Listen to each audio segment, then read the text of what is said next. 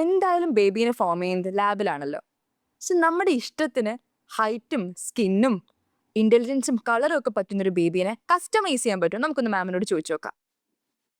എടോ IVF എന്ന് പറയുന്നത് നമ്മൾ ഹെൽത്തി എംബ്രിയോസിനെ ഉണ്ടാക്കുക എന്നുള്ളതാണ്. അല്ലാതെ നമ്മൾ ഡിസൈനർ ബേബീസിനെ ഉണ്ടാക്കുക എന്നുള്ളതല്ല നമ്മുടെ പ്രയോറിറ്റി. നമുക്ക് എന്താണ് ചെയ്യാൻ പറ്റുന്നത്, IVF കൊണ്ട് എന്ത് ചെയ്യാൻ പറ്റും?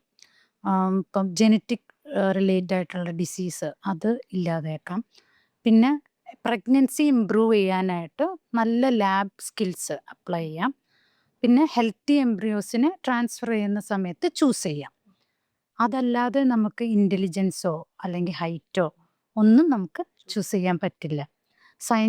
സയൻസിൻ്റെതായ ലിമിറ്റേഷൻസ് ഉണ്ട്, എത്തിക്സിന് ബൗണ്ടറീസ് ഉണ്ട്. അപ്പോൾ ഇതിൽ എന്ന് പറഞ്ഞു കഴിഞ്ഞാൽ നമ്മൾ ഒരിക്കലും നമുക്ക് ഡിസൈനർ ബേബീസിനെ ക്രിയേറ്റ് ചെയ്യാൻ പറ്റില്ല.